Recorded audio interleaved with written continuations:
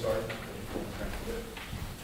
I'd like to call the November 10th, 2022 Huntington Township Planning Commission meeting to order.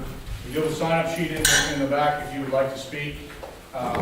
In the minutes, you can, if you aren't aware of what our public speaking policies are, it is in there. I'll just go through it real quick.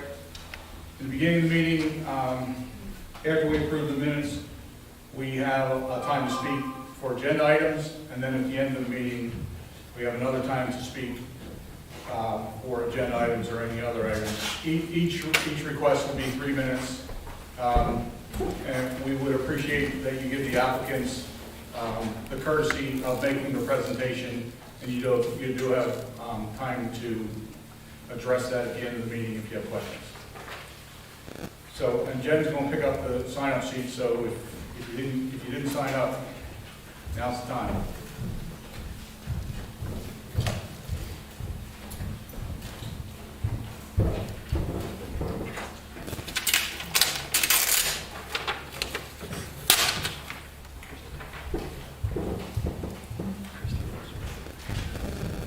So our first action item is to approve the minutes from the October 27, 2022 meeting.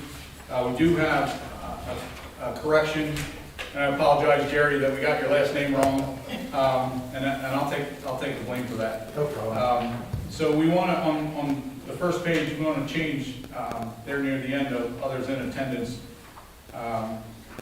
Jerry's last name should be Gerald, G-E-R-A-L-D, and then we'll find that again on the public comment section near the back of the minutes.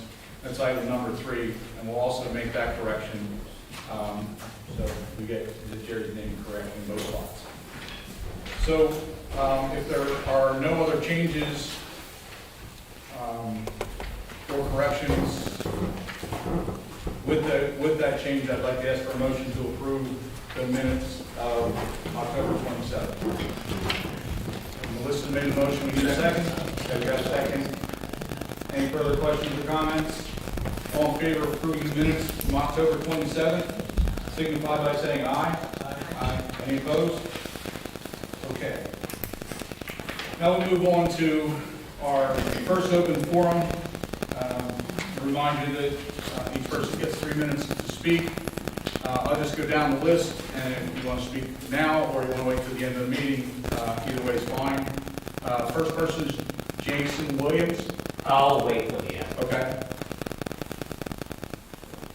William Owen, or Miriam Owen? William, I'm sorry. See, I don't read it very well, and I give the wrong name, so. You can call me whatever you like. So you're gonna wait till the end? Yeah. Okay, great. And Dennis Reichel, Yes, correct, and I will certainly wait. you're at the end as well. Yes. Okay, great. And the last person who signed up was Shane Haddon. I guess I'll wait till the end also. That's easier. Okay. All right, so we have 4 requests to speak at the end of the meeting. Our first action item this evening is a sketch that was prepared for a Dollar General at 3073 Horseshoe Pike. Is there anyone here for that? Okay.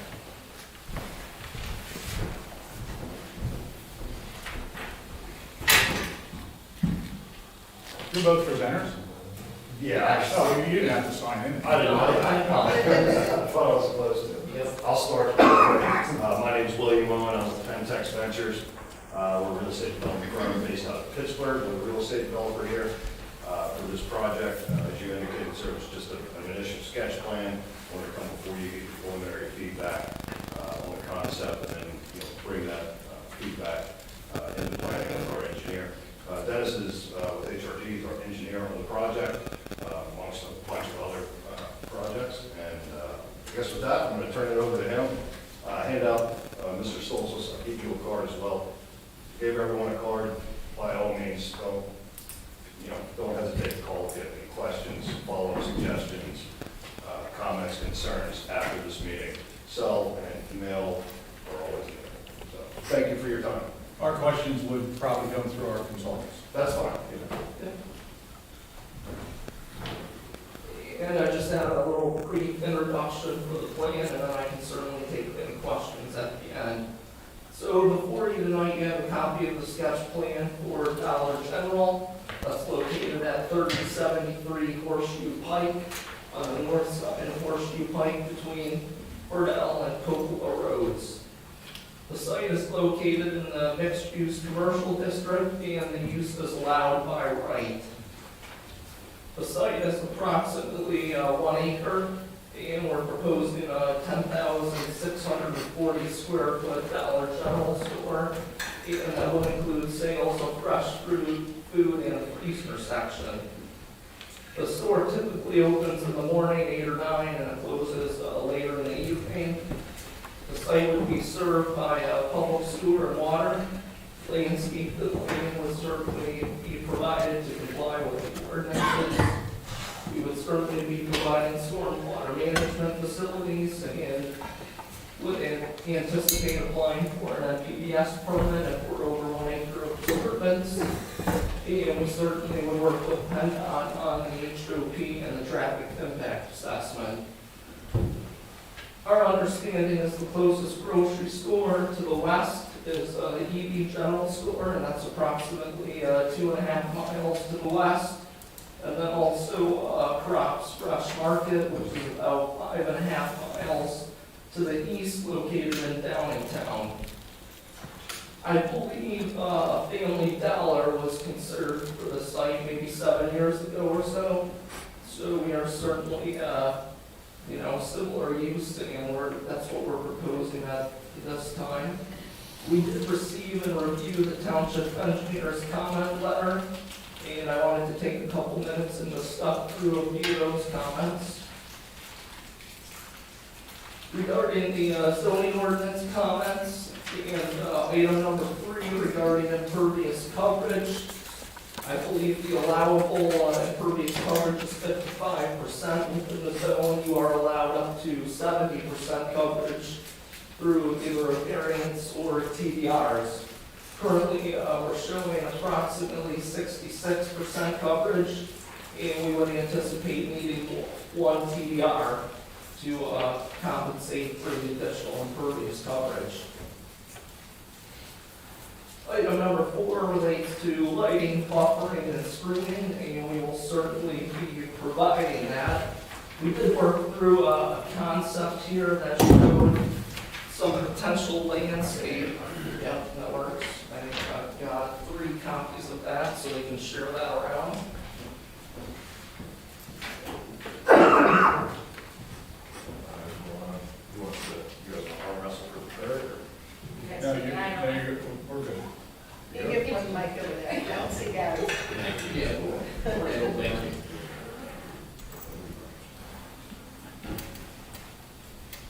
So that was a quick concept, that we prepared before the meeting tonight. We would be proposing a white vinyl fence along the side and the rear of the property, and an additional landscape in the front and along the sides of the parking lot and loading. One of the comment number 5 was regarding parking spaces and the requirement for 57 parking spaces. We did take a look at the calculation and typical requirement that we would need for a typical Dollar General.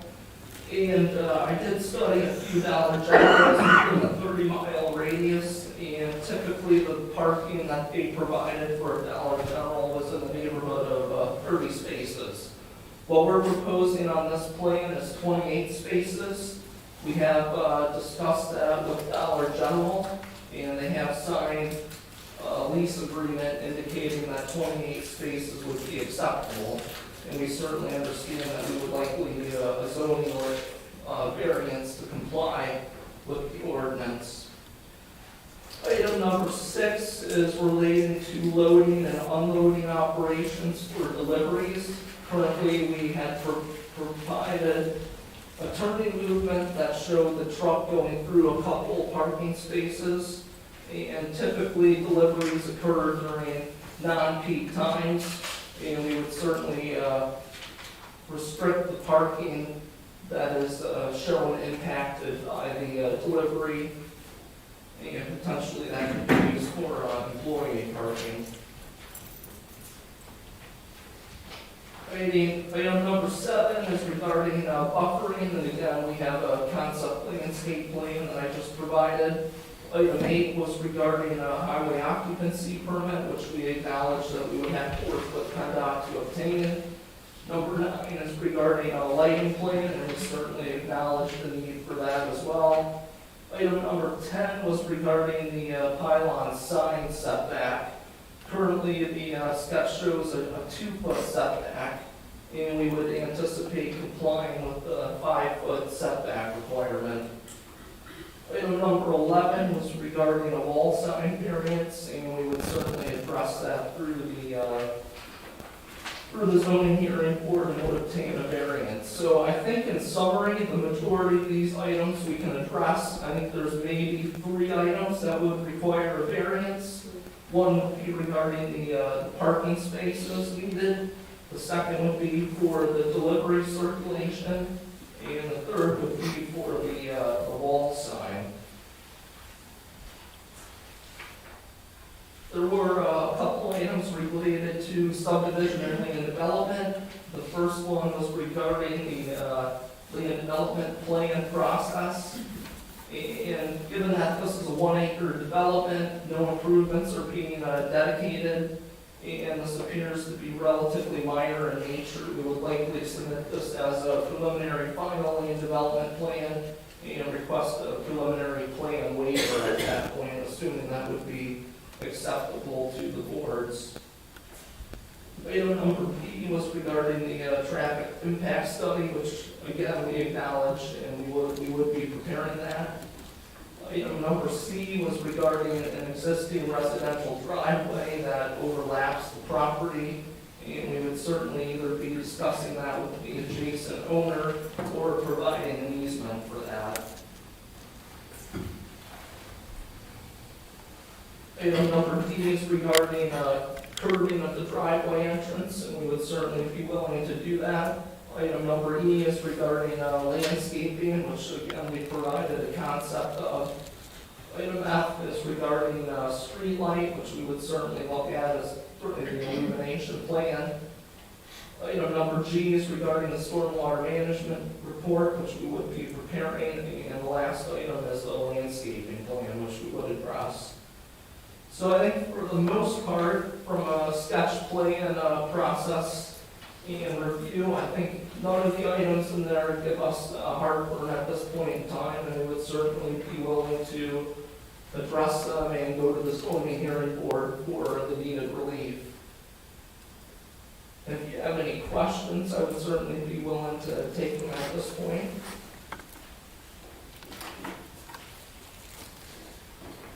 Any questions? So, really, I think the relief that you need is probably your first step. Right. And I'm not sure that, I don't know how the rest of the board feels, but are we willing to consider anything at all until they would go through that process? I think when they submit their formal zoning hearing board application, they always come before the planning commission, and that would be the time that you guys would take the position of no position, support, or against each of the variances. But do you have any comments on any of the layout or the request for relief or any of the other zoning comments in the letter? You can certainly comment on those now, and if not, then they can proceed on and we'll revisit it at the time of zoning application. Right, that was the intent here with the sketch plan. I do 40 of these a year, and I don't have time to be an absolute knockdown, drag out fights. I would just go to a different site, you know what I mean? So I like to come to places and say, what do you think? Good, bad, indifferent? Yeah, this could be hard, this could be easy. I absolutely hate you, don't ever come to this township. I've heard it all, so that's the whole purpose here. I just want your general feedback. Tell me what you'd like to see, don't like. Couple questions. How's that other driveway, you're gonna deal with that with an easement, and is that, how do we look at that from an impervious standpoint? is that in their calculations? That's all the lot. I would say, Gary, that it would count toward the lot coverage requirement for the lot. So if it's located on the lot, it would Okay. count toward Right. impervious coverage. But from a stormwater perspective, if it's existing, we wouldn't necessarily view that as you would have to manage that stormwater. That's existing impervious that would already be there. So there's two answers to that, one zoning and one stormwater related. Okay, thank you. Yeah. Yes. We assumed it would be an easement, we assumed they wanted it, because it would be like a really hard turn. I figured that would be probably the easiest. Yeah, I mean, That's not really impacting anything else that would be related to your development. Right, I believe it's what, 5,000 square feet road or something like that. Right, So, I mean, that kind of way, and again, we'll go through all this when the time comes, formal zoning application, zoning purpose, and all that, but, you know, all that weighs into it. Like, Taking that into are consideration. there any setbacks and easements that could ripple through? I don't believe so. No, I think they were gonna be able to bound that area with the easement without affecting the layout and setback. Just from first glance. Yep. I think I'll save the rest of my questions for, when and if you come back. You have any questions? Anyone else? Just one other comment, Gary. I did have some back and forth with Dennis yesterday, I believe it was, related to the TDRs. I did confirm that there is one TDR that would be necessary, as Dennis mentioned. So we've provided them the list from the township as far as who has TDRs available for purchase to increase the impervious. So just so you know that, don't make the words in your mouth. Right. You would be seeking the TDR versus zoning relief from that requirement. yeah, I mean, we would certainly investigate it. Yeah. Right. You haven't spoken to anybody about it? No, No, not not yet. yet, no. And again, I looked at the township, telling how you'd rather proceed. You know, Sure. It's the township's pleasure to say, oh, I don't want you to burn one of the TDRs on this. Yeah, Because of an easement or whatever, you know what I mean? I want you to tell me what you want. Generally, the township always views, we have the TDR program in place, there are TDRs that have been certified. So I would think, and I'm just speaking more from the board side of things, that they'd like to see the TDRs being utilized in that fashion. Okay. Because that was the intended purpose of the program initially versus zoning. Okay. Any other questions, comments? I just want to speak from my own opinion, no one else's, but I think this is a whole lot on a tiny little lot that is surrounded by residents. So what I'm thinking about is I'm thinking about the lighting in the parking lot, I'm thinking about the noise, I'm thinking about the trucks. And if I'm living in any of these properties, I'm moving. And did live right there and moved when the when it was Family Dollar first came, because I did not want to deal with any of those things. So that's just my own opinion, my own perspective, is that I just feel this is a whole lot on a little tiny piece of property. If it wasn't surrounded by all residents, then it might be different, but that's gonna be a lot of noise. 322 is already noisy, you're gonna now put where it's completely surrounded, and I understand that it's a mixed-use commercial, I get that, but I would not be happy with that if this was my neighbor, just saying. No, it's absolutely. So I'm just thinking, if you're going for a variance, expect these people to Sure. be there. Yeah, I appreciate that feedback. In terms of lighting, we'll, do full cutoffs and dark sky compliant. But I'm just thinking of the noise, All that the sort of trucks, stuff. the people, the noise of people slamming car doors and all that. This is very, very close to all these properties. It's not like and the buffer's not gonna help that. You may not see it, you're still going to hear it. And this person right here has a lot of dogs. So you're gonna hear barking dogs constantly with something like this there. Gotcha. And I'm just saying because I lived on North Purdue. So I was the second house You had out. the second one, okay. So I'm well aware of this lot, I'm well aware of the history of this lot, and I know everybody around this lot. So I'm just saying, you're probably gonna have people, Okay. you know, I appreciate the feedback, and again, we'll start reaching out. not trying to discourage you, I'm just giving you my No, that's fine. opinion. Really I mean, appreciate it. Again, I appreciate the feedback. if it were somewhere else, like along 322 or something, where there weren't people that close, I wouldn't have a problem with that. But I just think this particular lot, it's just not, there's too much on that little space. You need to do too many things with not enough area, if you're asking my opinion. Okay. But I appreciate it. Anyone else? Okay. Thank you. Awesome, thank you, I appreciate it. Thanks.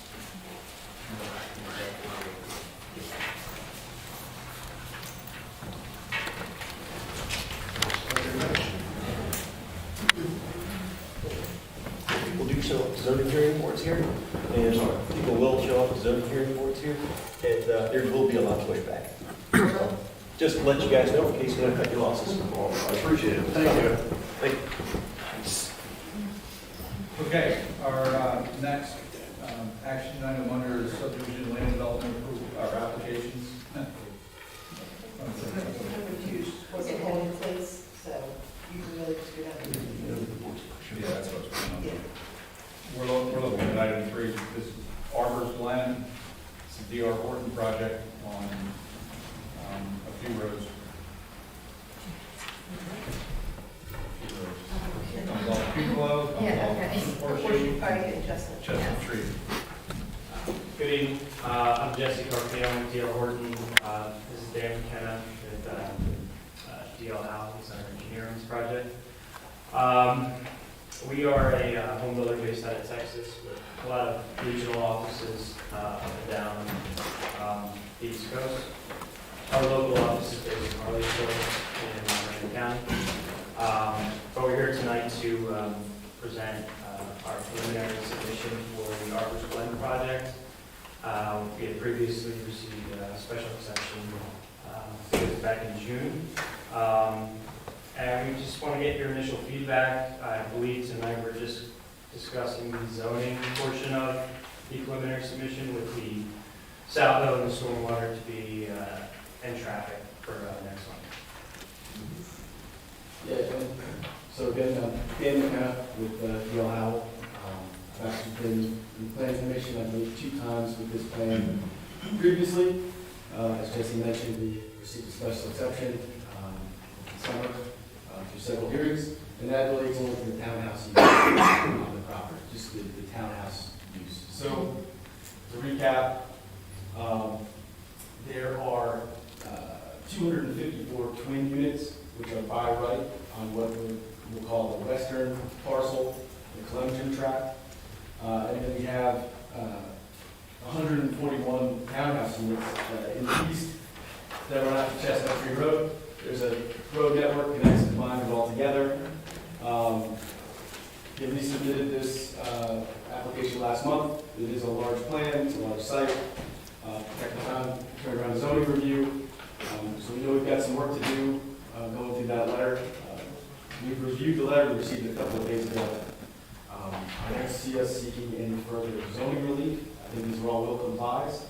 But there are some things that I would like to address with you guys, at least as far as things that we discussed prior to the planning commission. In particular, as it relates to those townhouses and the special exception. And I think we can go through the entire letter, or separate comment if you'd like. Some of them are, again, dimensional, technical items that we got on the engineering side, but Really, my suggestion is, if there aren't any objections, to just go to the items. If you're gonna comply with them, then there's no need to discuss that unless Jen, you want to, or Mike, you want to go through them. I would say go to the items that are, if you have a question on, or. yeah, that's what I was, so again, I haven't had much, I don't want to receive it Tuesday. Well, Yeah. So That's my fault because I was, well, it's fine. I just like, Yeah. nothing's gonna happen tonight. Right. Again, we're here just to reintroduce the plan, show we're making some progress here, that we're working on some things, and you'll be seeing this in and out over the next several months as we move through the process. So, again, what I was thinking was maybe effective with some of the things that we had discussed prior, especially as it relates to the townhouses, and some things that we had discussed. I guess I'll start there. And just how maybe some of them we discussed and how it bumps into the zoning review. For example, the the length of townhouse structure is permitted to be 150 feet in length. We have 20-foot wide units. We made, that would give you 7, it might be 160 feet, I don't know the exact number, but regardless, our plan proposes no more than 5 units in a pack. And that was something we discussed with the planning commission. That would, if no one wanted to see big 7-max townhouses. Well, really where this comes in is it's about the configuration and the clustering comment in here, and having units in parallel. So we are sort of constrained here. Which number are you working on? So it's actually a couple of numbers. Let me see, there's one that references. 30. Yeah, 13 identifies that the configuration complies with the maximum permitted length for the row of townhomes. Okay. And then the side yard separation be complied. So that's 13, and then like Mike said, it's 31. But that leads into 31. So we had discussed doing smaller buildings. I guess that runs afoul of this section of the code, where it's requesting no more than 3 abutting buildings to be parallel. So our 3 abutting buildings contain 15 units, whereas we could technically do 3 abutting buildings and still meet code that would have 21 units. So if you're following that, 21 units becomes 4 buildings, and that runs afoul of the intent of the code here. So if we make some adjustments to the plan, I think we can make some tweaks to our road alignment that would give it some more character, not such a straightaway shot. But we may be looking at doing something that maybe we have to move to a 6-pack. And I just want to take your temperature of that before we make a change like that. That's something that's that we really push back on. Why don't you walk into how you're going to address the parking? Well, that was my next comment too. So we discussed having the overflow parking, shown that on our plan and demonstrating the availability of those spaces. So that's what this plan prepared here does show overflow parking spaces, the quantity. It does not meet the 25-foot setback from right of way. I think in particular, on the 2, I'll call it the eastern end under Chestnut Tree, there's an opportunity to do sort of a center parking island there with spaces on both sides perhaps. That would afford us, a bank of spaces down there on the entry side that would meet the code. So the overflow parking is you need that to meet the requirement. Because if you're 20-foot wide units, you're not 2-car garages. No, so we need 2.25 spaces per unit. We have 2 driveway spaces and 1 garage. And the concern was over whether or not the use of the garage space would be for a vehicle. So we said, we'll do overflow, it makes sense for you to do overflow space anyway. Well, we're not counting garage. Well, I don't know how you define it in the code, but my calculation does not include garages. I'm sorry. We count the garages? No. Yeah. Yeah, the garages are excluded. There you go. So, and I don't include them in my calculation. So you have two off-street parking per unit. Correct. Okay. And then every 4 units, Yep. 1 additional off-street space, which again, I think we'll be able to adjust and maybe do some turn-ins to like a parking area versus these head-in spaces where you just back out on the street. And I think we'll be able to meet that, the intent there, 25 feet from meet setback requirements. 1-car garage, but they're having two wide spaces. So the The whole, driveways are 18-foot wide. yeah, so the whole front of the building essentially is going to be paved. Right. So who uses overflow parking? Who uses it? Yes. And, People that have more than 2 cars.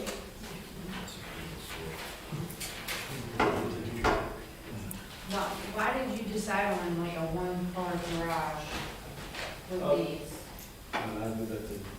Well, with the 20-foot wide unit, a 1-car, fitting a 2-car garage is pretty difficult. Really, no entry point for, the door, unless you're doing like a side entry, that doesn't work for interior units. Well, what about making the unit bigger and going with a 2-car garage and having less then? I mean, how big is this?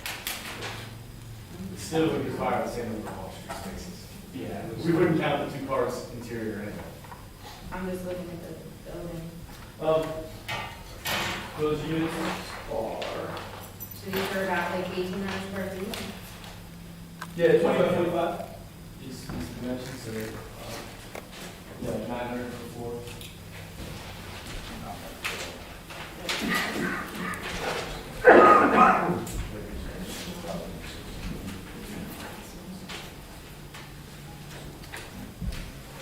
And that is, so the size of the unit that's shown on the plan is consistent with what we presented prior.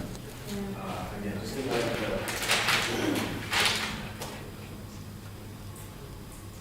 So you believe you can comply with the off-street parking requirement, not having pull-in, back-out spaces? Because I don't Yeah. recall we ever talked about that we when did. we were first here. It was just the use. And Yeah, I think again, when we prepared a plan that provided spaces, and there was no zoning concurrence or review of those spaces. So now here we are, I've got to make adjustments to the plan and comply.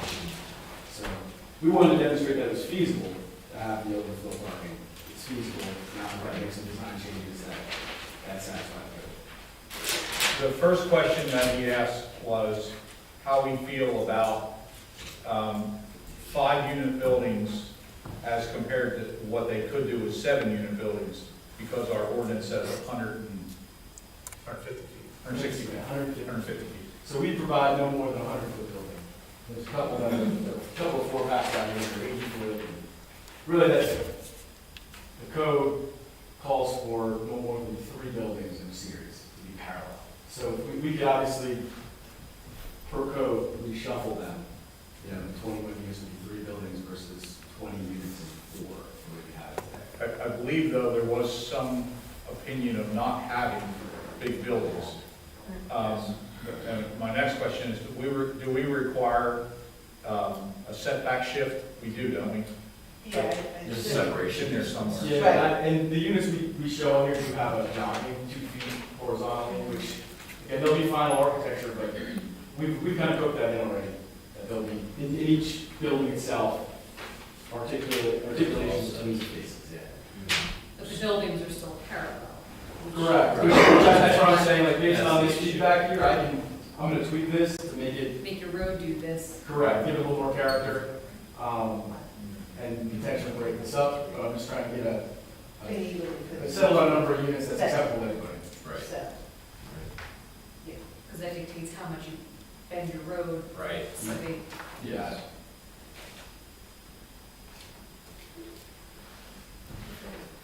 So that would be a zoning review item. If they're not, if we don't recommend and the supervisors don't recommend or support bending the road. So that's really what we maybe want to talk about. And They're not sure if been that much, I mean, I think they have the right to bend Yeah, I think it's just a matter of what your preference is related to the alignment of the structures. And that's kind of what I'm hearing from Dan. He just needs to know whether he's shuffling and making the units, you know, longer Yes, and versus. that's where, I didn't want to go back on anything. It ripples into layout. I would hate to come in here, I know we talked about the max 5 units, I hate to come back in here and put 6 or 7. That's fair. That's surprising. Yeah. That's fair.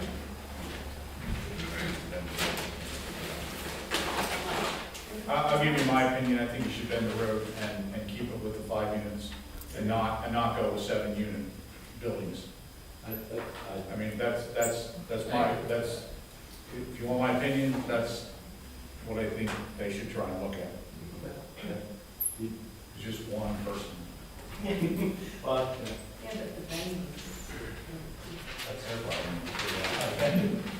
yeah, that's on me. Dan, is the road system privately or publicly owned, just so that you're So- intending public? Well, I think we're open, Okay. that has been discussed, I don't know that they've been determined. That's a supervisor. That's a Yeah. supervisor. Yeah, person. and They need to decide. My only comment is gonna be if it's public, if it's a public road, I think that the more you can get a smooth alignment, curling your alignment, I think that's more beneficial. So just from the roadmaster standpoint, if it's private, I'm not sure if it's as big of an issue. So just to keep that, that's why I asked. the But question. I would add there, I don't think we'd be seeking any geometric relief from South or You can still meet the I requirement. think we could probably put some sweeping curves in here now. You don't have a lot of room to, you don't have a lot of room to bend it, the way it looks. Creative. Yeah, but that's your problem, that's your job to figure out.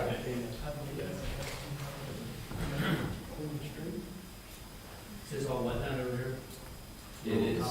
It Yes. is. Yeah. Pipeline is out.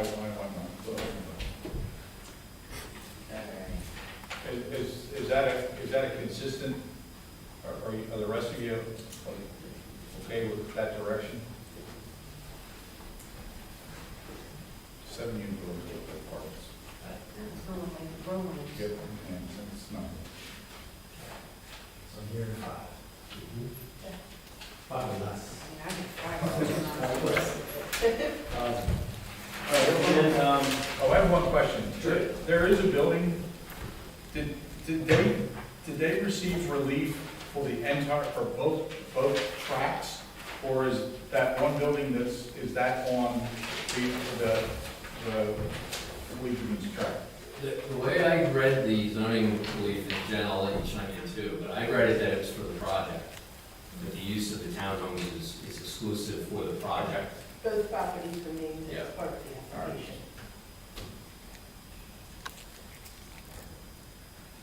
These roads all big enough for working fire? Are they big enough for what? For working fire? Emergency vehicles. They're 28, they're 24s. I think they're 24s. 24 by roll curve, Yeah. don't roll curve. yeah, So that gives you an extra 2. You need to do the saldo review that Levi, but it does meet our code. I know the width meets our code. and we obviously go through fire marshal, truck turning reviews, all that. That'll come with the saldo also, Levi. So we did resolve the parking. How do you think you're gonna resolve the overflow parking? So I think I'm still planning on providing those spaces, just in a reconfigured layout. To meet the ordinance? Yes. So, it basically, the way the spaces are configured now, they turn directly off the street into the spaces and back out into the street. The reconfiguration would basically be, driveway entrance to a dedicated parking area where you have those spaces. It's a little bit, I want to say, more dedicated use, whereas like these turn-in spaces, you can kind of scatter them more easily throughout, but I gotta meet the code, so that's what we'll do.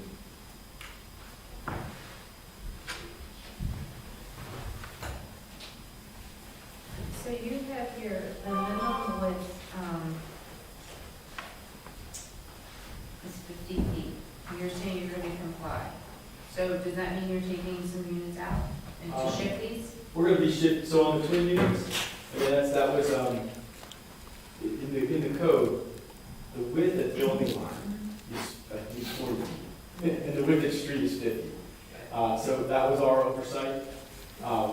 Basically, they have to be 50 foot the whole way, and we have some availability to shift. If that means that, there's gotta be a unit or two bump, well, it would be 2, they're twins, but, and this will be, but that's, we can comply with that. So it has here net lot area 5,500 square feet.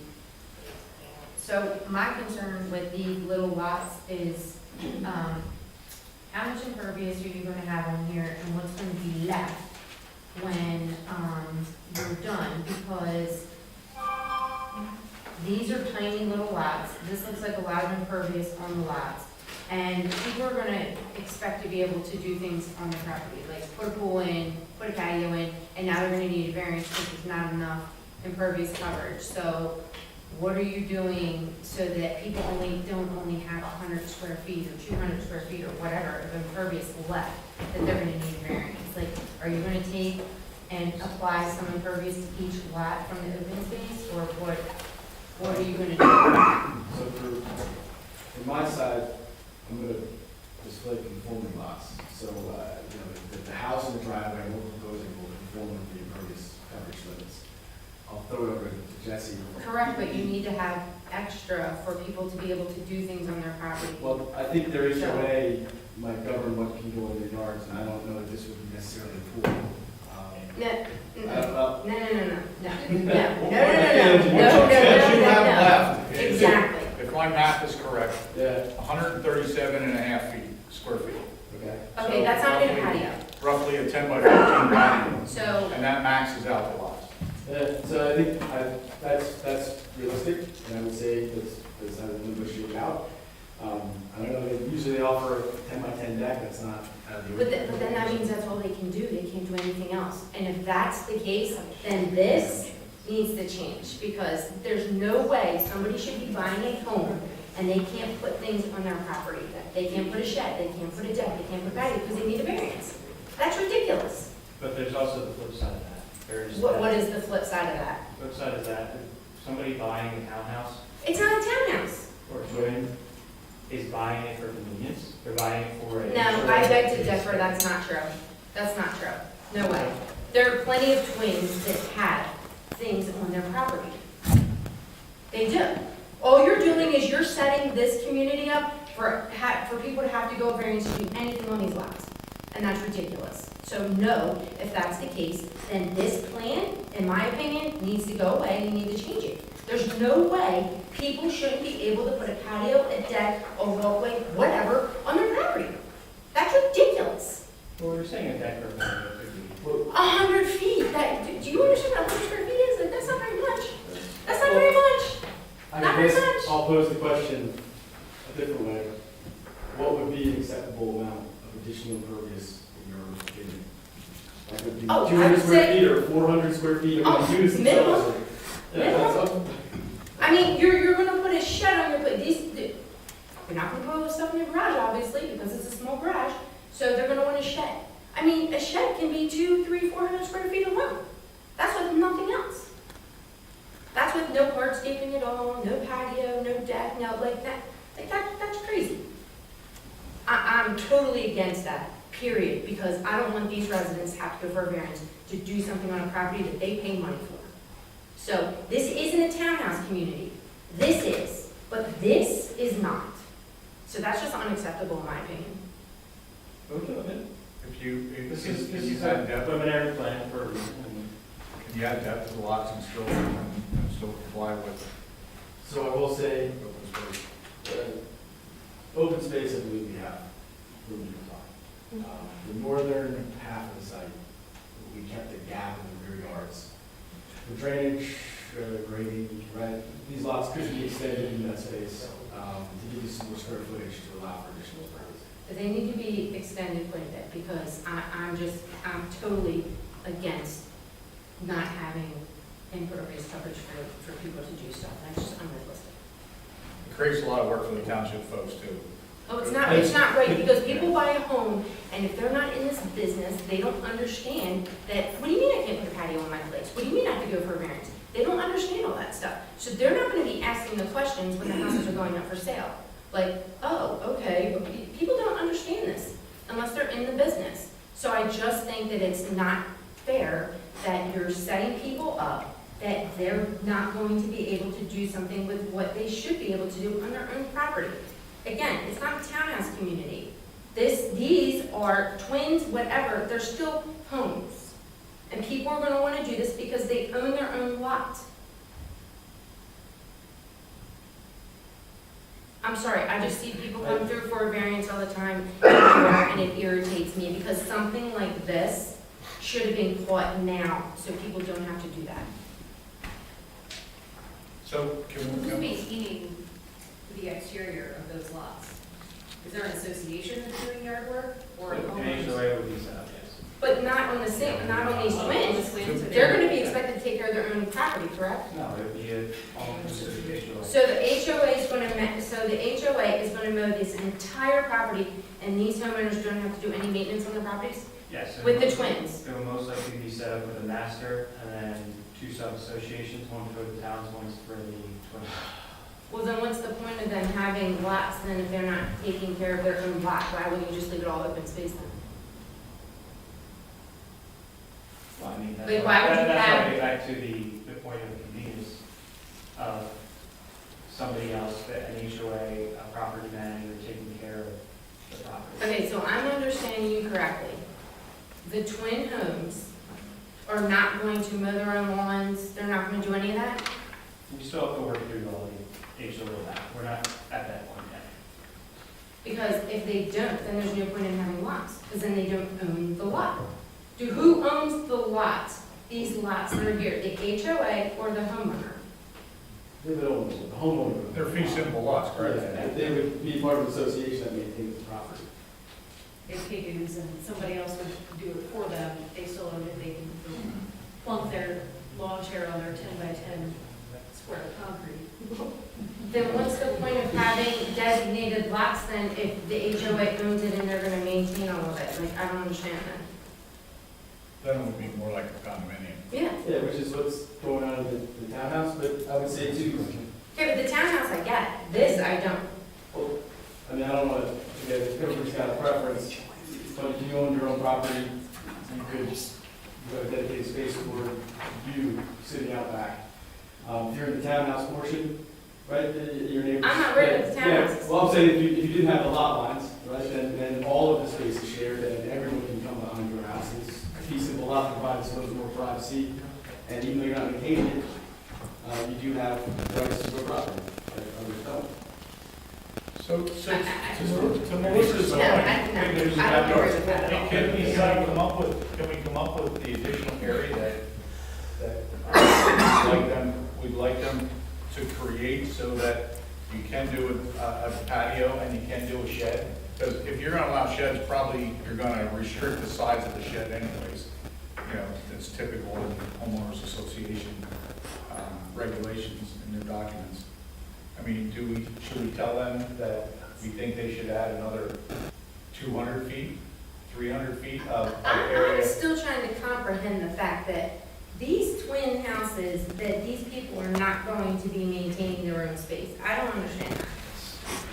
You're telling me you're gonna have someone that's going to mow around everyone's swing set, whatever? Like, that just is, I get that for townhouses, but not for this, I don't understand. That's crazy. It can be set up in a bunch of different ways. And that specifically hasn't been, Well, now would be the time to talk about it. so I mean, in a bunch of communities, even with fenced-in backyards, I've seen and we set up HOAs that will purposely access their backyard. I don't know one of them in the township that I work for. There's not one. No, I'm not saying it's in this township. I'm There's saying not one, it's so let's different. not put it in this township. Okay.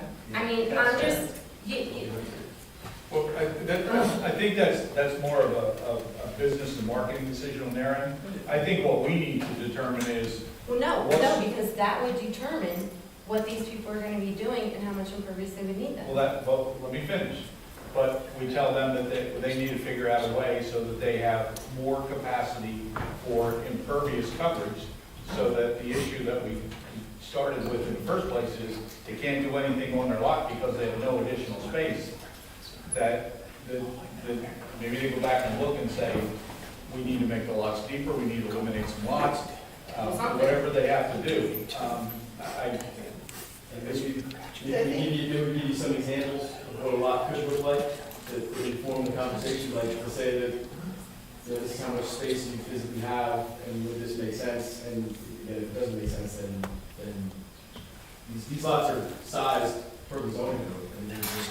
I think you guys' point to the planning commission is if you guys have something in your head that you think is a reasonable size to allow for a deck or patio and a shed, what would that add up to for them to take back and Okay, consider?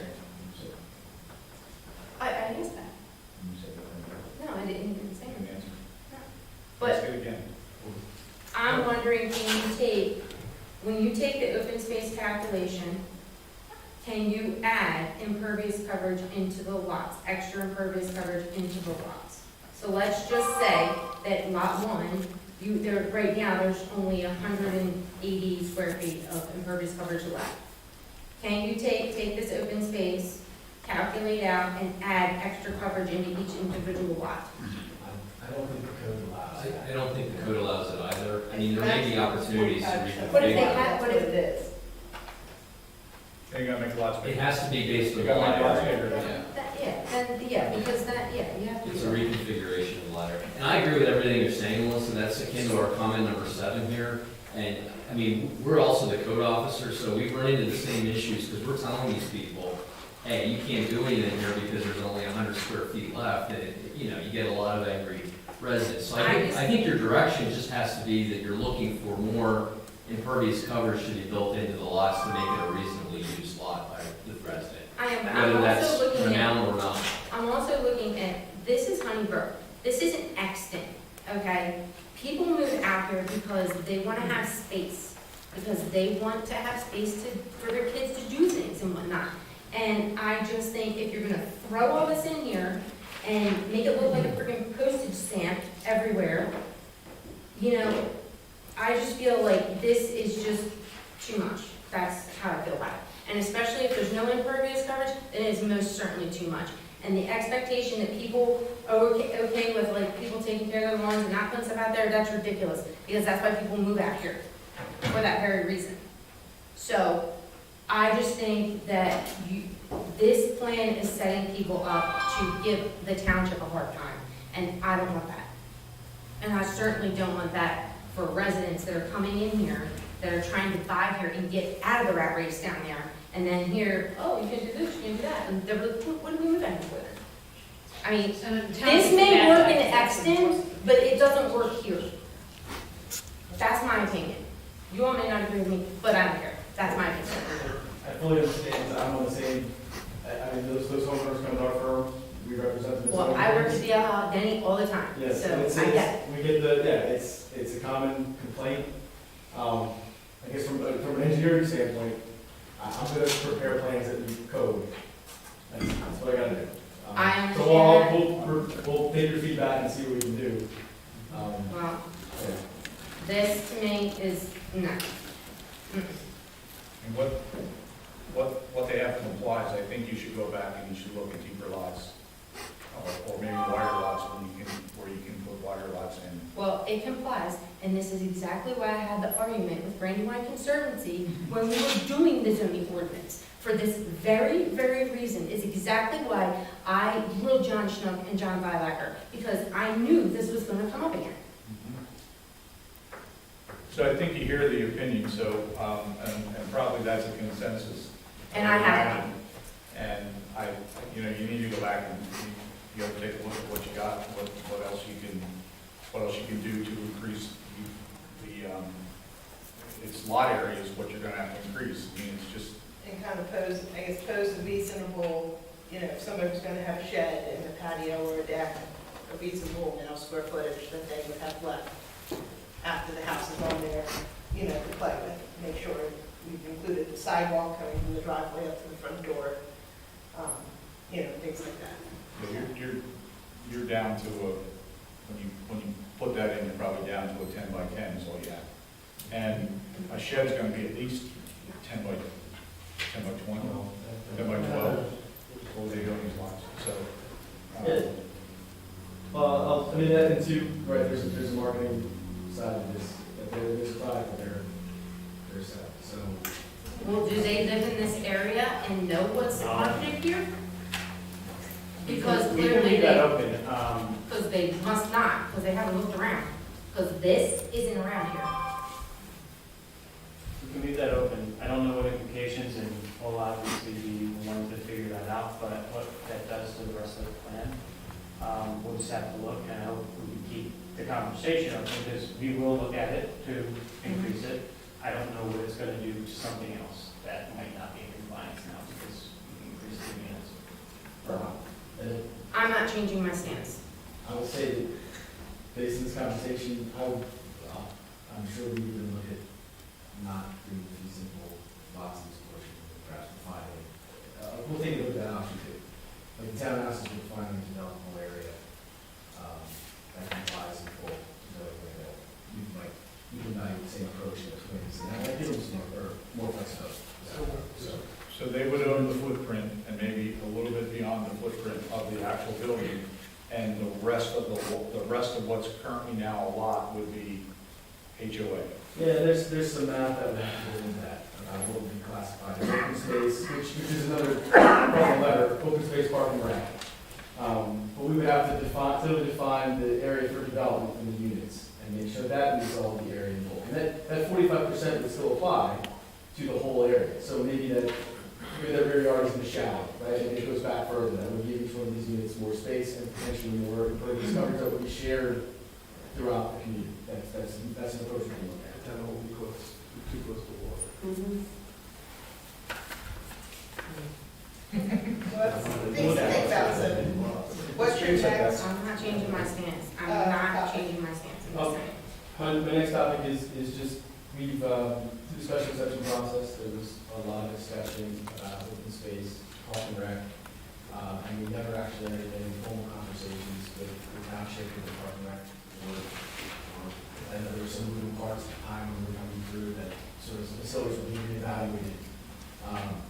We show the same area that we indicated in the special exception. It's 31.78 acres down here off of 322.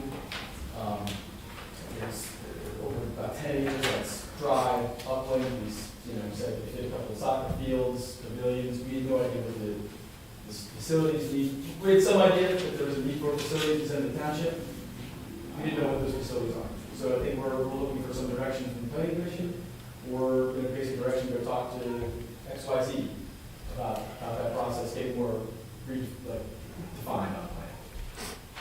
I recall the discussion, the frontage on 322 was where the preference was for a park. And I see that what you're proposing, with the exception of the racetrack, it's pretty much not very usable because it's got a bunch of wetlands on it.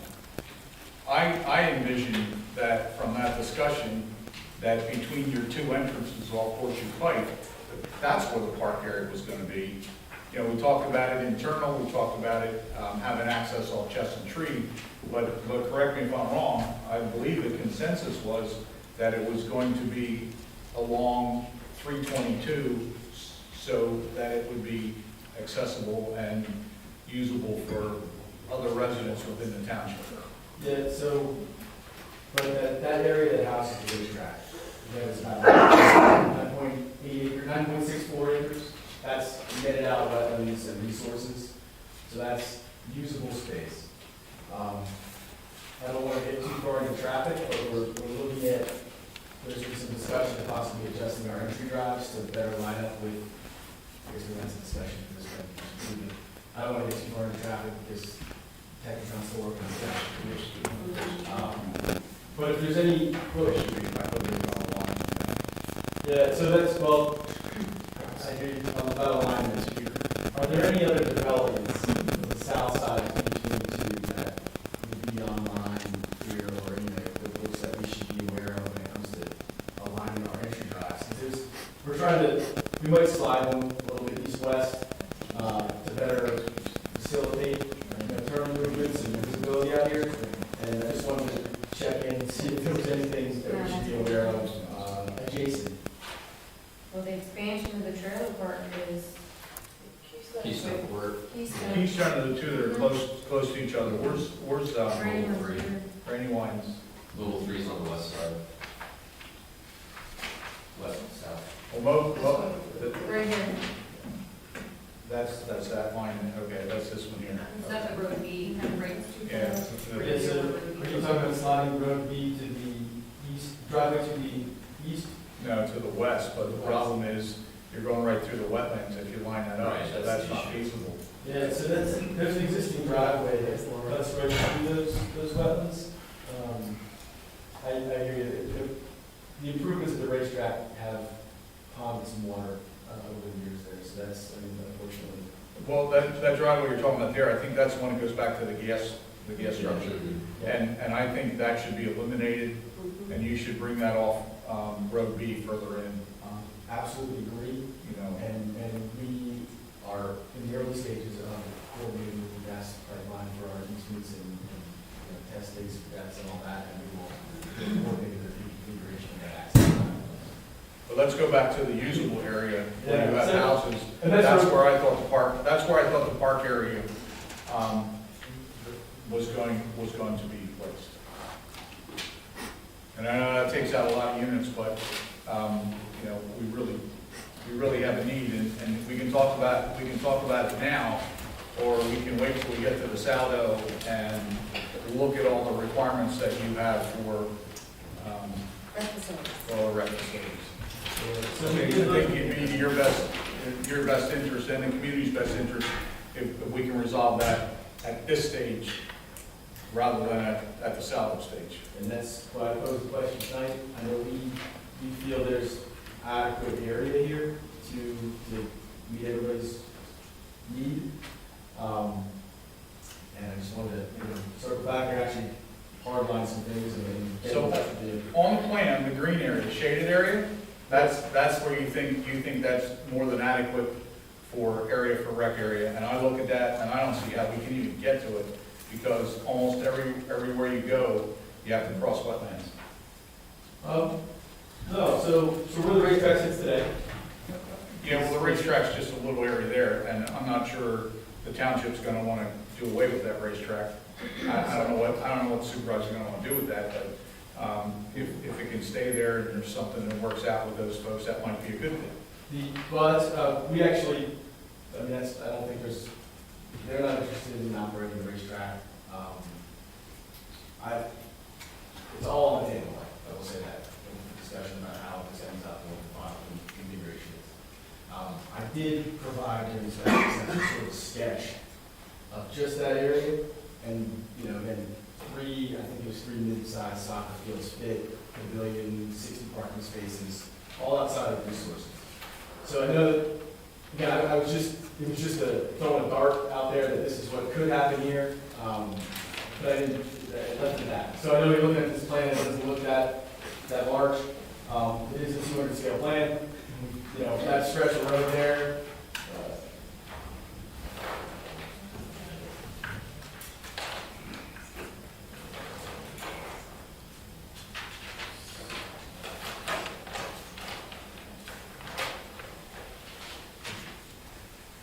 I mean, that's about, I want to say 500 or 600 feet coming on road B, that left-hand side. It's pretty lengthy stretch. But again, we're looking to pick up the conversation and advance here on this. Again, this is just my opinion.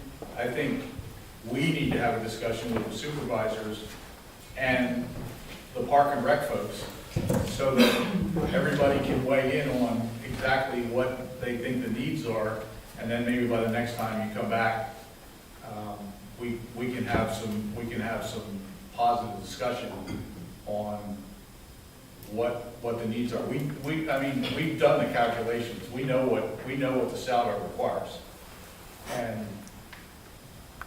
but we're not at that stage yet. Yeah, and again, we're still early in this land development process. The discussion was, again, no hard determination that this would be township operated park space. There's also room here for amenities throughout the community, whether it's a tot lot here or something like. So we're looking at this as yes, a park space for the township is what the consideration was. There's a trail network that hasn't been ironed out, that's been private, like HOA operated, township, there's a lot of moving parts yet. So sharing is a benefit to everybody. Yes. If you put your facilities in and the HOA requires the maintenance to be taken care of by the residents in here, they're not gonna want the folks from the outside.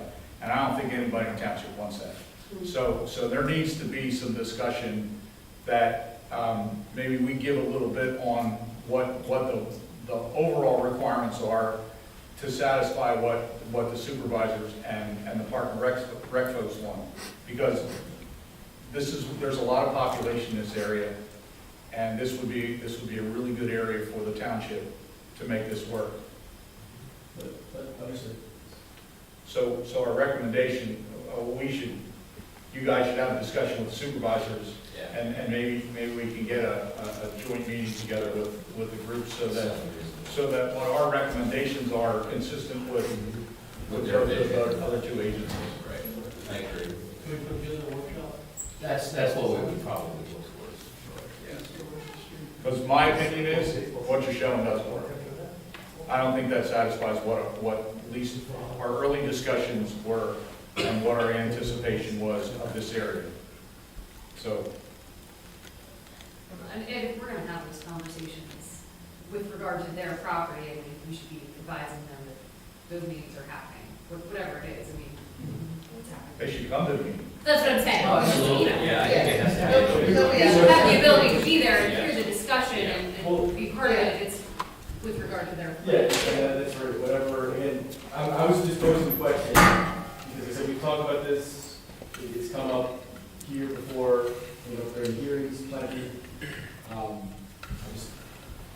I wasn't sure what the appropriate next step was to refine this, so this is. We agree that's the next Yeah, step. if you guys want the board to weigh in, and you agree that you'd like the board's opinion on it, you can ask to be on the agenda of a board or workshop meeting to, pitch the idea and get some feedback. And we should extend that invitation to Parks and Rec as well. Yep.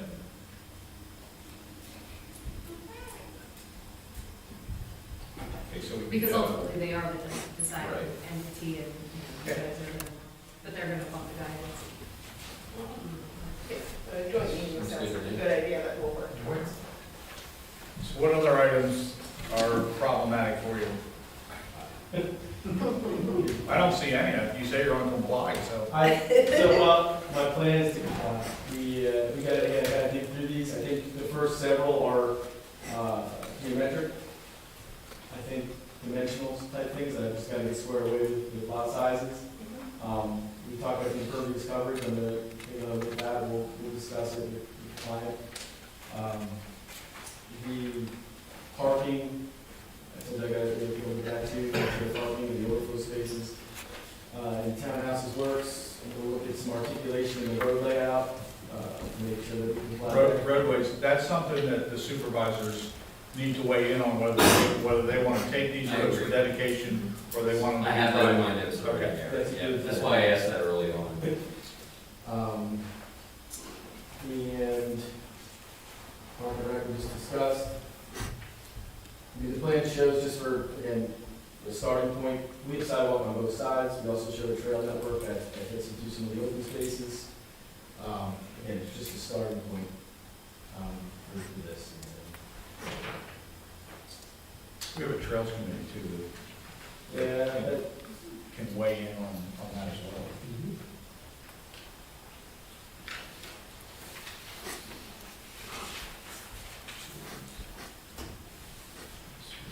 Anything else, Dan, on your letter that you wanted to? there's some, just commenting here about trees, and I think we revisited earlier the tree disturbance. I reviewed the code, and I didn't see any standards for the tree survey, per se, or how the calculation is determined. So we worked with some arborists that go out and do a USDA sampling.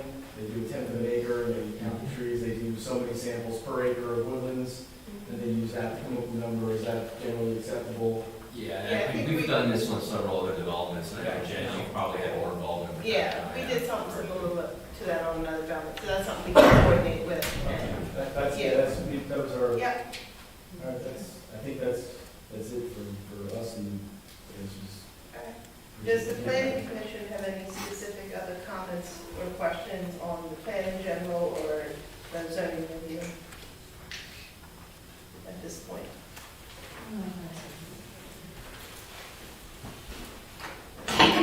So just kind of one, when you come back and the impervious is improved upon, what will happen? Will there be a chart that will be on the plans, the recorded Should plans. be by lot. So, We yeah, a did- chart should of have each a lot. We did that on the Chestnut Ridge land development plans. We did have them put a chart on the land development plans, and, yeah, at the time, it was a kind of a box unit. But it gave people a general idea when we looked at the plans of how much that would have left.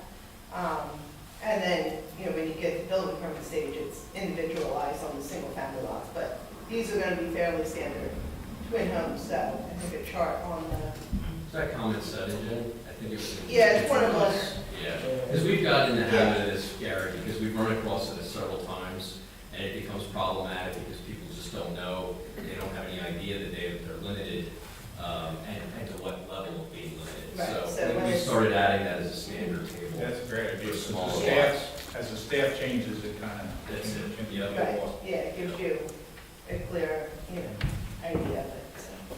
This may be a stupid question, but it's a question for Beth.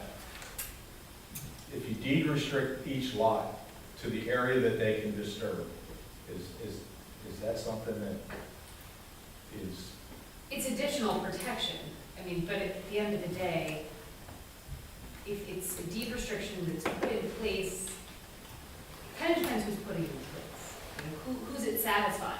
If it's just to satisfy the township from a zoning standpoint, if the township then decides to grant a waiver and let them violate it, I mean, not a waiver, a variance, it sort of becomes null and void. If it's a covenant through a declaration of the community that names each of the other people as a beneficiary, then, the township's variance isn't the only thing they would need. Sort of at the development level, they would almost need the blessing of every other owner who bought, subject to those reciprocal kind of covenants amongst themselves and the HOA. If that makes sense. it does. Because we sort of on different things that have been reported, we sometimes trace back, why was this restriction on our recorded plan? Because there could be something that the township now says, well, that doesn't seem so bad, but until you know why it's there.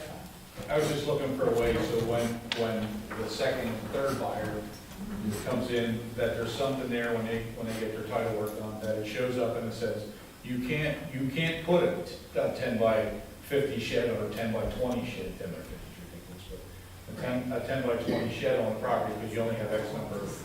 Well, if you're gonna have an association, I mean, trying to have some language about that in the declaration, I think it's essential. That there's a minimum or, I mean, it's up to them, they could prohibit sheds if they want. I'm not saying that's the right answer. Because their buyers are not going to necessarily be the problem, because their sales folks are going to explain it, and they're going to understand it. It's going to be. Will they Well, really? Let's say they should do it. They should. And then that next buyer They're that not comes in, they're not going to. Those buyers are just to read the 300-page That's right. HOA packets that you guys got. Okay. Because I'm a lawyer. Thanks for the explanation. Yeah. There's no I don't perfect think it way really to matters. protect a buyer. They're not gonna know Yeah. until they go to apply for a permit and they're told no. But there's That's ways when they're that gonna you know. have multiple people who have the ability to stop them from, on the township's end, if you say, well, this is also a declaration that the HOA put in place. We, unless they consent, we're not going to even be able to give you the variance. Kind of thing. It gives us more teeth to stick by our rules. And there's a few more agency reports that you either have to obtain or you have to share with Mike and Jen, as far as like your FEMA study. Oh, yes, so that's, yes, understood. You say we did forward over, the environmental research that was done, right? And I apologize if I got, we submitted 20 things with the, I understand special exception was a different process, but all that stuff was already filed. We still apply, so. So are environmental boundaries, you're still waiting for some agency approval of confirmation on those? Yeah, so just to, I'll walk you through it. We have wetland delineations done by a third party, on both parcels. They're shown on this plan as per the delineation. My firm, I'll get on the western track, delineated the calculated floodplain on that tributary. There's no FEMA map floodplain there. That was done by my office. On the eastern piece, that goes out to Chestnut Tree, called the townhouse track, another engineering firm for prior owner prepared that flood study there. There is a FEMA map floodplain. So I know there's some FEMA documentation. I just got to get through our files and the files they received and get over to the county. So what's mapped is from that. So there's two lines on there, the calculated and the FEMA map, so they're both represented. On the plan. So yeah, we received CAD files and plans, and we just have to go through the paperwork and find out so that there's a line. Didn't we see here somewhere that they still need the core? The joint determination. Yeah, the wetland study, Gary, when I reviewed it, indicated that they were submitted to the Army Corps. Okay. And I assume that's still the That's case. another one. Well, yeah, I took note of that, again, just third party, we're gonna follow up. You're gonna follow up with the third party. See if it's, yeah. Yeah, I commented on that in the review. Thought I saw that. Yeah, and just to be clear, with this plan, again, for the delineation that's not, we're not proposing any wetland disturbance. What is the exact, so what's the role of this submission to the Army Corps then? Just to, They verify what was done in the field by the consultant. Yeah, and they come back with a letter that affirms or has comments, one or the other. It's usually an affirmation of what the consultant did, with their field visit. do they actually do any kind of on-site, or is it just kind of affirming process? I'm just curious. I'm not sure, I haven't done one in a long time. I mean, I would assume that they send someone out at least to do a field visit of some sort, or have conversations with the consultant to prepare the report. I think they do send someone out. Yeah, that's my, I mean, I dealt with a colonel, I don't know how long ago, but I believe it's usually based on staff availability who goes out, but yeah, they usually send someone. And no wetlands on any lots. I believe that's true, yes. Might be some margin that will clean that out. This is possible. Buffer or marker. Yeah, we called out the buffer. I think Yeah, we called that's it it. buffer. And again, we're gonna do some shifting, so we'll see if we can minimize that, altogether, so. Any other planning commission comments? Mike, did you have anything on your end? No, I was just gonna note the environmental overlay stuff, just for the plan commission's awareness. You kind of brought that up with the jurisdictional determination and then the flood analysis, just submitting that information to us for review, and we'll confirm that. And just so you know, Dan, I think I also noted in there about the alluvial soil boundary, soil survey versus if you've gone on site, to challenge that bale silt loam that's located above soil series on there. If you do the soil, analysis, that would supersede, we'll review that at that point once we get the information from you. So their next step is come back with the zoning comments cleaned up. Is that what your anticipation is? Well, I think the question, and I was going to ask Dan tomorrow or tonight, whether or not we would proceed with the saldo review of this submission for you for your next meeting, or hold off, and then you would submit a revised plan to address zoning, and then we would hold off on that saldo review until we get that. So it's up to, I'll look toward the applicant as far as what they prefer. We're proceeding with the traffic review at this point. The issue being with the saldo review that we had a concern with is if it ripples into lot layout, that saldo review may have to be repeated with a revised submission because of the changes that were made might ripple into some of the saldo issues. We did discuss that, and we'll catch you the applicant. That's fine. That's fine. There's definitely gonna be some adjustments to the plan, the zoning comments, we'll just make a call. Okay. So we'll follow up and let you guys know. Our original intention was to do zoning tonight, and at your December 8th meeting, to have done the saldo and stormwater ordinance reviews on this plan that the zoning review was done on, but we didn't start that yet, so we're giving the applicant the option of, do they want us to do those reviews based on these plans, knowing that they have to make adjustments, or if they want to clean up the zoning things first. then we submit and we'll do the zoning, the south end stormwater at that point. So we'll follow up with planning commission, let you guys know what the intention is when we get confirmation from them.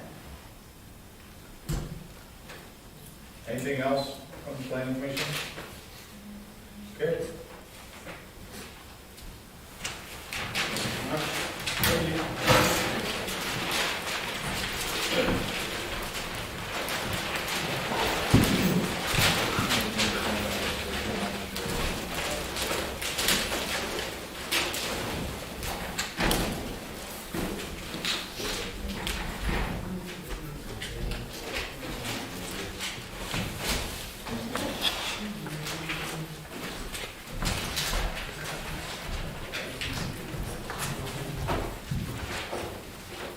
We have no zoning hearing or conditional use applications to consider.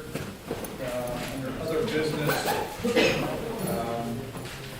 for the 2023 meetings, are we still good with the fourth Thursday of the month? And we usually adjust it. November, December. Those will become the next Thursdays, which will be November 9th and December 4th. Okay, you go with that, keeping them the same day? And,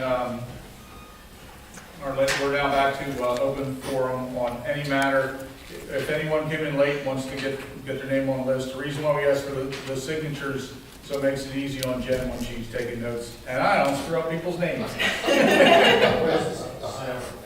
Yeah, Yeah, you can, yeah, so who's, Jason Williams was first. okay.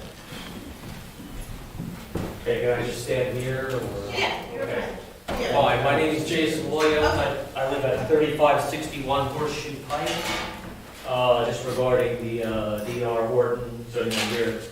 I think everybody here must live in the township. We probably own land here, and we're probably taxpayers here. None of us have been supplied any of these plans right here. So, I mean, this is the first time we're hearing about it as well, what they're planning. Just a little, I went up on a Facebook page here on my phone called Shoddy Construction by DR Horton. This is known for broken promises and shoddy work. Don't take my word for it, Google it yourself. I live right next to where Sweetwater Homes is being built at Cambridge, and there were going to be 78 townhouses there with the entrance way going down my driveway. Now, anyone who drives by that, that's not happening. It's going to be single-family homes, and it's got a separate entrance right there. My point being is that I know it involved a lawsuit, but there was pushback against these developers. These guys are going to try to spend as little money as possible to make as much money as possible. And then after it's all done and they've sold the lands to their yoga-panted Karens with their pocketbook dogs, we're going to be stuck with the flooding and traffic and the crime and the deteriorating roads while DR Horton is off spitefully trashing some other area. I don't trust anything that was said here. I think that, again, it's been pointed out before, they may agree to something, but they're probably just gonna go ahead and violate it. And I know we can't stop the twins, they can build that by right, but I just wanna see some serious consideration as to what they submit and when will the public be able to see these plans? I guess that's my final question. I'll sit down. Okay. Can we answer that? Yeah, if you don't mind. The plans are available for your review. I believe, Warren, they can come into the township, schedule a time to come in and view the preliminary plans at any point. That is correct. You can come into the township building Monday through Friday, 9 to 3, and look at it. You're just not Okay. You're just not allowed to Take them with you. take any pictures or take them with you. Okay. We are closed tomorrow in observation of Veterans Day, FYI. All right, thank you, Jason. the last request is from Shane Haddon. Good evening, Shane Haddon, North Burdell Road, Honeybrook Township, the whole way. Yeah, we are working homes, 1.4 out of 5 stars, 110 ratings. These guys are not who we really want coming in here. Some questions I had are, we're in a housing crisis. How many of these houses that they're going to build are going to wind up getting gobbled up by landlords and then rented out to people? Vanguard, BlackRock, yeah. Yep. I mean, this happens all the time. There are private equity firms that are devoted to this kind of activity. And at that point, the supposed one benefit that the zoning hearing board could find, which was that this adds affordable housing for the township, evaporates in this act. So what can we do about that? And our engineer is going to review what these guys say is swampland and what is wetland, what is floodplain. Because as far as I know, there's only 2 types of ground in Honeybrook Township. There's farmland and there's swampland. And not all that's been farmed. There's a lot of area they're looking at taking trees out. So what's the actual nature of that ground? Why hasn't it been farmed if it's usable land that could be built upon? I mean, there's anything that can be farmed in this township gets farmed. Otherwise, there's some reason it's not. And what's not getting farmed is often also not buildable. So I'm really suspicious of what they're looking at doing in that lot with these townhouses. And there's going to be a tremendous amount of ground disturbance here as well. So how do we monitor what these guys are doing? I know we've had all kinds of trouble with Chestnut Ridge. You guys, I'm sure, have heard some of this feedback from the people in Foxbrook and the other neighborhoods around that. If you drove by, you realize that they basically created a very large area of swamp. If you put your windows down driving by and slowed down enough, you probably got bitten by some of the mosquitoes they were farming in there. So how do we avoid that in this case? How do we monitor these guys? How do we monitor how much sediment's going into the stream? Because you drive by some of these construction sites and you see the runoff, it looks like a river of chocolate milk coming out of there. And these guys are, as Jason said, going to get away with whatever they can. So how do we keep them monitored and controlled and on the straight and narrow through this whole process? And if we discover that they're violating what they should be doing, what's the enforcement in place? What kind of fines and so forth can we come back to them with? Because we need to have a strong hand with these developers who are coming in here and building cheap crap as fast as they can and trying to turn it around in a hurry. I mean, I've done a great deal of construction and repair, and I see how they're building some of these things. And they're not building them the way my granddad would build it. I'll put it that way. So I really hope we push back on these guys. We, we keep a microscope on them. I won't say that how they say it in South Philly, but this is not, townhouses don't belong in Honeybrook. Townhouses belong in a town. This is not a town. My son's 8 years old. He understands that. These guys need to learn. Sorry about rambling. Oh, and that Dollar General that's going to go in, just no. I mean, it's a residential neighborhood. There are houses around there. There are houses across the street. People live around there. And, I could see put it in maybe a lawyer's office or a psychologist or something like that, but a retail storefront with big lights and stuff all the time, that's good heavens. No, thank you. Thank you, Shane. That brings us to, before we adjourn, there's the supervisors workshop planning and our planning commission meeting December. Supervisors on the 7th or on the 8th. Meeting starts at 7 o'clock. And if there's nothing else, I'd like to ask for a motion to adjourn. Make a motion to adjourn? All in favor of adjournment, signify by saying aye. Aye. Thank you. Thanks for coming out, folks. Thank you.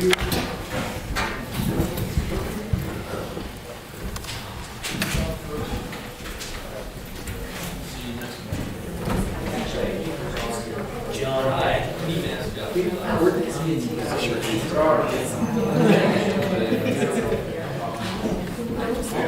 John Hackett. He wanted to say John Hackett. So,